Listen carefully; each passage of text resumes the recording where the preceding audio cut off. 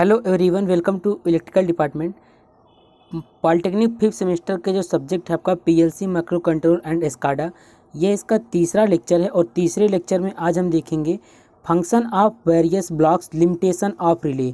ये दो टॉपिक को इस वीडियो में हम कवर करेंगे। पिछले वीडियो में हमने आपको जो पीएलसी का ब्लॉक डायग्राम होता है उसको समझा दिए थे, बाकी लिखना क्या है वो कंटेंट नहीं बताए थे। तो इस वीडियो में केवल पीएलसी का जो ब्लॉक डायग्राम है उसके मतलब प्रत्येक ब्लॉक का काम क्या है उसको बताएंगे, और लिमिटेशन ऑफ रिले की लिमिटेशन से क्या क्या है इस वीडियो में ये भी बताएंगे। तो चलिए क्लास को अब स्टार्ट कर लेते हैं और देखते हैं फंक्शन ऑफ वेरियस ब्लॉक्स। तो अब हम आज के तीसरे लेक्चर को स्टार्ट करते हैं, बिल्डिंग ब्लॉक ऑफ पीएलसी। तो पिछले लेक्चर में हमने देख लिया था यहाँ पर कि in previous lecture we studied building block of PLC के बिल्डिंग ब्लॉक को देख लिया था। थोड़ा सा इस वीडियो में बता देते हैं पीएलसी के ब्लॉक डायग्राम के बारे में, उसके बाद उसके जो प्रत्येक ब्लॉक के फंक्शंस हैं उसको भी बता देंगे, तो यह टॉपिक कवर हो जाएगा।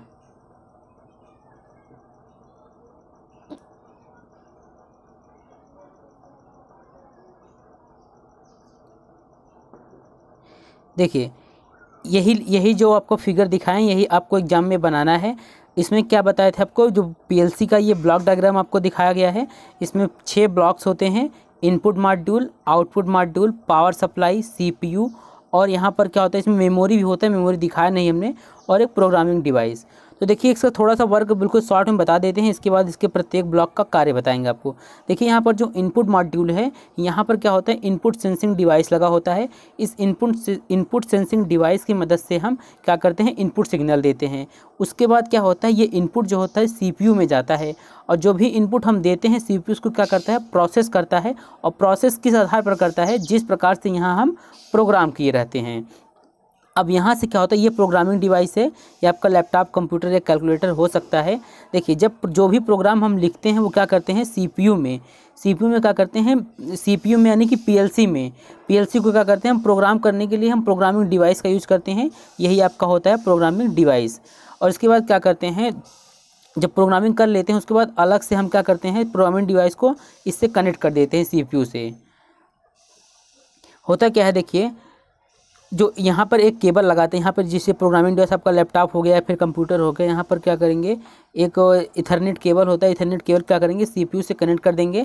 तो जो भी प्रोग्रामिंग किए रहेंगे उसी आधार पर जो इनपुट सिग्नल देंगे हम, सीपीयू क्या करेगा, प्रोसेस करेगा। अब क्या होता है, देखिए अब यहाँ पर कार्य हो गया इसका भी। अब देखिए जो भी इनपुट आता है सीपीयू उसको क्या करता है, प्रोसेस करता है। प्रोसेस कैसे करता है, जो भी हम प्रोग्रामिंग किए करते हैं प्रोग्रामिंग की हेल्प से, और ये आउटपुट पर क्या होता है, प्रोड्यूस करता है। जो भी आउटपुट प्राप्त होता है वो प्रोड्यूस करता है। आउटपुट के रूप में लोड या मोटर लगा हो सकता है। उसके बाद आपको बताए थे इन सभी को ऑपरेट करने, ये ब्लॉक, ये ब्लॉक, ये ब्लॉक, ये ब्लॉक, इन सभी को ऑपरेट करने के लिए पावर सप्लाई की आवश्यकता होती है।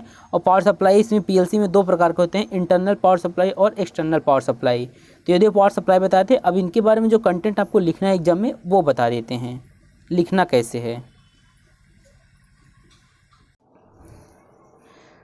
अब यहाँ पर देख सकते हैं आप, तो आपको पीएलसी का ब्लॉक डायग्राम अच्छे से समझ में आ गया होगा। तो लिखना कैसे, आपको पीएलसी के ब्लॉक डायग्राम में निम्न कंपोनेंट होते हैं। देखिए जो पॉलिटेक्निक का एग्जाम होता है उसमें समझना होता है और लिखना होता है। समझ में अगर आ भी जाए तो लिखने का तरीका पता होना चाहिए, तभी आप एग्जाम में अच्छा नंबर पा सकते हैं। क्योंकि जब आप समझे रहेंगे उसको शब्दों में लिखना कैसे ये आपको पता होना चाहिए, इसलिए यहाँ पर हमने लिखा हुआ कंटेंट आपको दिखाया है।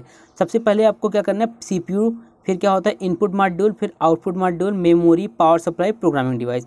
पहले एक हेडिंग वाइज ऐसे लिख देना है। इसके बाद प्रत्येक ब्लॉक्स, ये सभी क्या हैं, 6 जो है दिख रहे हैं आपको, ये ब्लॉक्स हैं। इसके ब्लॉक के बारे में अब एक एक करके आपको लिखना है। तो एक बार फिगर आप लोग फिर से देख लीजिएगा पीएलसी का ब्लॉक डायग्राम का, उसके एक एक ब्लॉक के बारे में बता रहे हैं। सबसे पहला ब्लॉक था आपका इनपुट मॉड्यूल। तो आपको बताया थे जो यहाँ पर ऐसे फर्स्ट वाला क्या होता है, ऐसे यहाँ पर रहता है इनपुट मॉड्यूल, ये सीपीयू होता है, ये आउटपुट होता है, यहाँ पर प्रोग्रामिंग डिवाइस होता है, और यहाँ पर पावर सप्लाई होता है। ये वाला पार्ट क्या होता है, इनपुट मॉड्यूल होता है। तो इनपुट मॉड्यूल क्या होता है, देखिए इनपुट मॉड्यूल का यही काम होता है, पीएलसी को सूचना देता है। और इसका मेन फंक्शन ये होता है कि यह फील्ड डिवाइस, देखिए यहाँ पर फील्ड डिवाइस का मतलब है, आपको बताए थे इनपुट मॉड्यूल जो होता है वो उसको हम इनपुट किसी भी फॉर्म में दे सकते हैं, प्रेशर के फॉर्म में, और फिर टेम्परेचर के फॉर्म में, तो उसके लिए क्या होता है एक फील्ड डिवाइस लगाते हैं। और जो फील्ड डिवाइस क्या करता है, यह फील्ड डिवाइस के इनपुट सिग्नल को लेकर एक ऐसे सिग्नल में परिवर्तित करता है जिससे CPU उससे संबंधित कार्य कर सके। कहने का मतलब इनपुट मॉड्यूल जो होता है इसका काम होता है PLC को सूचना देना। और इनपुट मॉड्यूल करता क्या है, जो आपका सेंसिंग डिवाइस लगा होगा, मतलब फील्ड डिवाइस जो लगा उससे इनपुट लेगा। मतलब अगर टेम्परेचर के फॉर्म में इनपुट देना है तो टेम्परेचर से एक मतलब इनपुट लेगा और उसको एक ऐसे सिग्नल में परिवर्तित कर देगा ताकि यहाँ पर जो CPU आपका लगा है वो CPU उससे संबंधित कार्य कर सके, ताकि CPU उस सिग्नल को समझ सके। तो इनपुट मॉड्यूल का यही कार्य होता है। और इनपुट मॉड्यूल के अंतर्गत जो आपका आता है स्विच हो सकता है, पुश बटन हो सकता है, सेंसिंग डिवाइस हो सकता है, प्रेशर स्विच आदि हो सकता है। अब अगर अगले ब्लॉक की बात करें, यहाँ पर दूसरे नंबर पे CPU। तो जो देखिए PLC होता है, PLC का हार्ट होता है, आप उसे उसका PLC का ब्रेन कह सकते हैं। तो हम इसमें लिखेंगे इसे PLC का ब्रेन कहा जाता है। PLC के अंदर CPU क्या करता है, इनपुट सिग्नल को, यहाँ पर आपने बताया यहाँ पर इनपुट सिग्नल इनपुट मॉड्यूल होता है, यहाँ पर CPU होता है, आउटपुट होता है। तो यहाँ पर जो हम सिग्नल देंगे CPU क्या करेगा, उस सिग्नल को प्रोसेस करेगा। और प्रोसेस कैसे करेगा, जिस प्रकार से हम प्रोग्रामिंग किए रहेंगे। अब बात आती है आउटपुट मॉड्यूल की। अगला ब्लॉक है आपका आउटपुट मॉड्यूल। तो आउटपुट मॉड्यूल क्या होता है, देखिए CPU क्या करता है, यहाँ पर फिर से एक बार चित्र बना देते हैं। यहाँ पर ये आपका इनपुट मॉड्यूल, ये CPU, ये आउटपुट मॉड्यूल, ये पावर सप्लाई, ये प्रोग्रामिंग डिवाइस। अब देखिए यहाँ पर CPU क्या करता है, CPU जब प्राप्त इनपुट को, यहाँ से इनपुट देंगे, जब प्राप्त इनपुट को प्रोसेस कर लेता है उसके बाद CPU क्या करता है, CPU से एक सिग्नल आउटपुट मॉड्यूल द्वारा प्राप्त किया जाता है। ये जो आपका आउटपुट मॉड्यूल है, जब CPU क्या करेगा, प्रोसेस कर लेगा तो इसके पास से एक सिग्नल आउटपुट मॉड्यूल द्वारा लिया जाएगा। और इसके अंतर्गत क्या होता है, मोटर, स्टार्टर, कंट्रोल, काउंटर आदि होता है। मतलब आउटपुट पर क्या होता है, जो भी CPU सिग्नल को प्रोसेस करता है वो आउटपुट पर क्या करता है, प्रोड्यूस करता है। अब देखिए हमने आपको जो फिगर आपने आपको समझाया था वहाँ पर हमने मेमोरी आपको नहीं बताया था, लेकिन देखिए जो ऐसे CPU लगा होता है यहाँ पर, इसके एक पार्ट में क्या होता है, ये CPU यहाँ पर होता है और यहाँ पर मेमोरी लगा होता है। मेमोरी आप आगे पढ़ेंगे, जब आप पढ़ेंगे आर्किटेक्चर आप PLC का जब आर्किटेक्चर पढ़ेंगे तब मेमोरी आपको पढ़ना होगा उसमें। अभी के लिए यहाँ पर देखिए मेमोरी का काम क्या होता है, डेटा को स्टोर करना। तो जो भी मतलब ज़्यादा मेमोरी का जो डेटा को स्टोर करना होता है वो ज़्यादा नहीं होता, मतलब कम बिट का होता है। उसी को स्टोर करने के लिए जो प्रोग्रामिंग करते हैं उसको स्टोर करने के लिए मेमोरी का प्रयोग करते हैं। अब हम अगला ब्लॉक देखते हैं। अगला ब्लॉक है आपका पावर सप्लाई। तो पावर सप्लाई आपको बता दिए थे, PLC में दो पावर सप्लाई सेक्शन होते हैं। देखिए पावर सप्लाई सेक्शन दो होते हैं, पहला होता है इंटरनल पावर सप्लाई और दूसरा एक्सटर्नल पावर सप्लाई।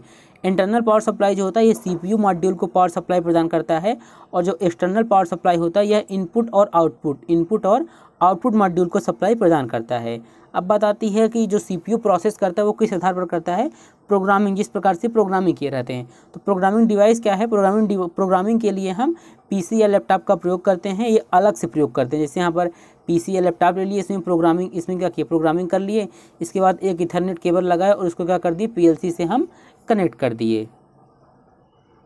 तो इस प्रकार से PLC के मतलब प्रत्येक ब्लॉक होते हैं और प्रत्येक ब्लॉक का कार्य क्या क्या होता है ये भी बता दिए। अब आपका देखिए जो अगला टॉपिक है वो है आपका लिमिटेशन ऑफ रिले। इसको हम अब बताते हैं आपको, लिमिटेशन ऑफ रिले मतलब कि पहले क्या होता था, PLC के पहले जो होता था रिले का प्रयोग किया जाता था। तो रिले का मतलब क्या क्या लिमिटेशन है जिसको मतलब कि हटाकर PLC का प्रयोग किया गया, बिल्कुल डिटेल में आपको बताएंगे। तो अब हम देखते हैं लिमिटेशन ऑफ रिले। अब जो आपका टॉपिक है लिमिटेशन ऑफ रिले। देखिए लिमिटेशन ऑफ रिले का मतलब है कि रिले की सीमाएं, कहने का मतलब रिले जो आपका रिले होता है उसकी कौन कौन सी लिमिटेशन है जिसकी वजह से रिले को रिप्लेस करके PLC का प्रयोग किया जाने लगा।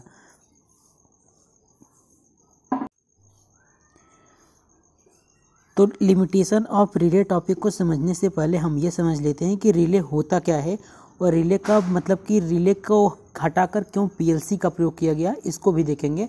सबसे पहले जान लेते हैं कि रिले क्या होता है। यहाँ पर आप रिले देख सकते हैं, रिले हार्डवेयर डिवाइस।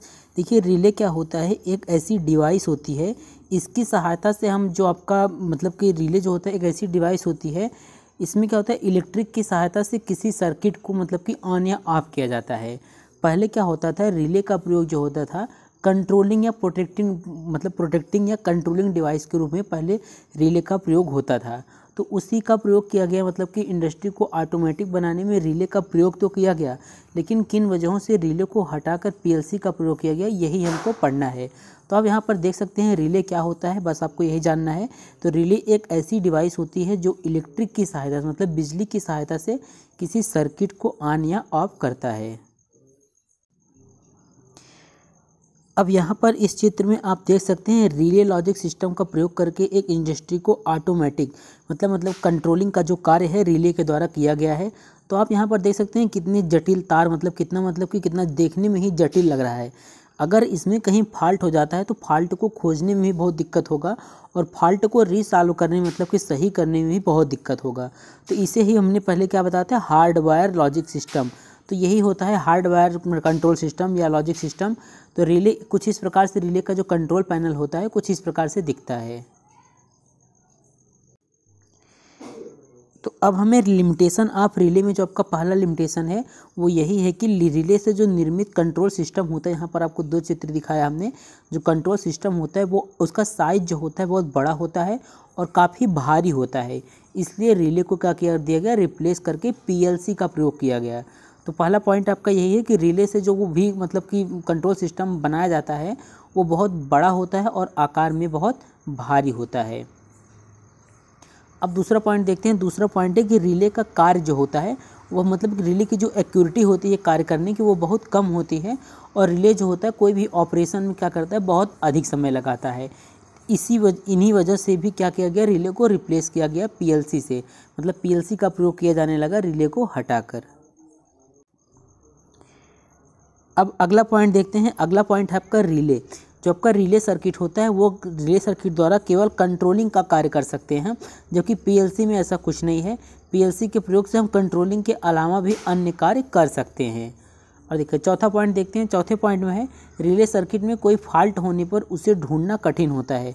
बिल्कुल सही बात है। यहाँ पर देख सकते हैं अगर ये आपका रिले सर्किट है, अगर इसमें कहीं फॉल्ट हो जाए अगर, तो इसमें ढूंढना बहुत कठिन होता है। इसी वजह से क्या किया गया, रिले को हटा दिया गया।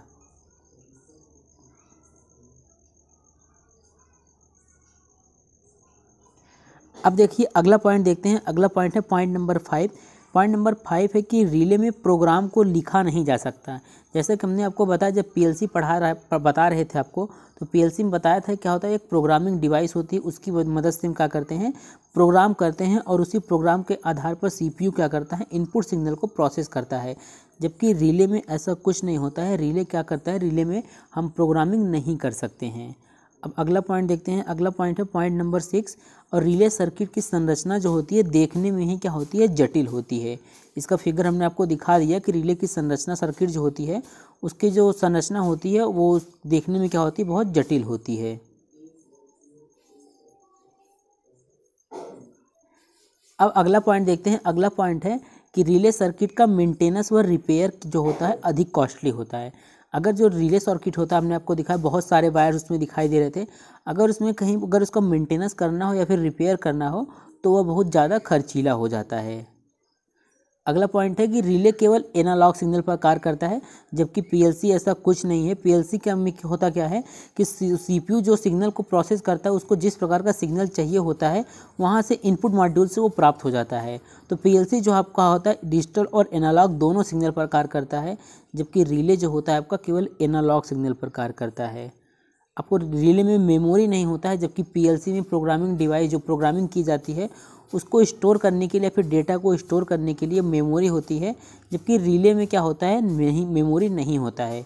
जब आप रिले और पीएलसी में अंतर पढ़ेंगे तब आपको समझ में आ जाएगा कि रिले और पीएलसी मतलब कि क्या सेम होते हैं या फिर अलग होते हैं। तो रिले बात बताएं आपको, रिले और पीएलसी जो होते हैं, अगर कंट्रोलिंग की बात करें तो कंट्रोलिंग में दोनों सेम होते हैं, लेकिन मतलब कि रिले मतलब कि जो मतलब इसकी एक्यूरेसी क्या होती है, कम होती है, इसका ऑपरेशन स्लो होता है। इन सब चीज़ों की वजह से रिले का प्रयोग नहीं किया जाता है, उसके स्थान पर पीएलसी का प्रयोग किया जाता है। लेकिन जो रिले काम करता है वही पीएलसी करता है, लेकिन कई चीज़ों में क्या होता है, रिले से बहुत आगे है पीएलसी।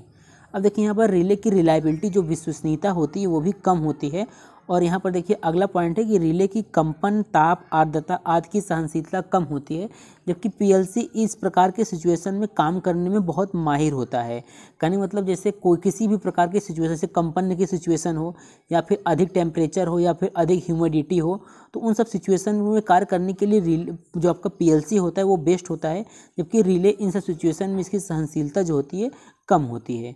तो ये 11 पॉइंट थे जो आपको एग्जाम में अगर पूछता है कि लिमिटेशन ऑफ रिले, तो इन 11 पॉइंट को आप लिख देंगे तो आपको पूरा नंबर मिल जाएगा। तो इसी के साथ आपका ये भी टॉपिक अब समाप्त होता है, लिमिटेशन ऑफ रिले।